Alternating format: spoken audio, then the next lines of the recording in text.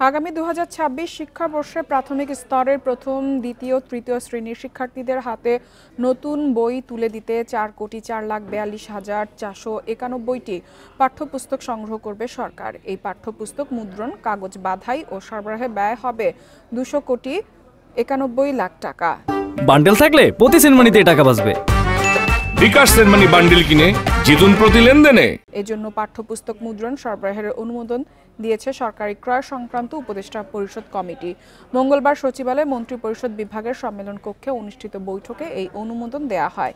এদিকে দেশের জ্বালানি চাহিদা মেটাতে স্পট মার্কেট থেকে 2 কার্গো এলএনজি আমদানির সিদ্ধান্ত নিয়েছে সরকার। সিঙ্গাপুর থেকে এই 2 কার্গো এলএনজি আনতে ব্যয় হবে 987,33,00,000 টাকা। এছাড়া যুক্তরাষ্ট্র থেকে ডিডব্লিউটি সম্পন্ন 2টি বাল্ক ক্যারিয়ার জাহাজ কেনার সিদ্ধান্ত নিয়েছে সরকারি ক্রয় সংক্রান্ত উপদেষ্টা পরিষদ। ফলাফল কিনে দেওয়ার জন্য, মানে বিদেশ থেকে টাকা ফেরত আসা, আপনার যে টাকা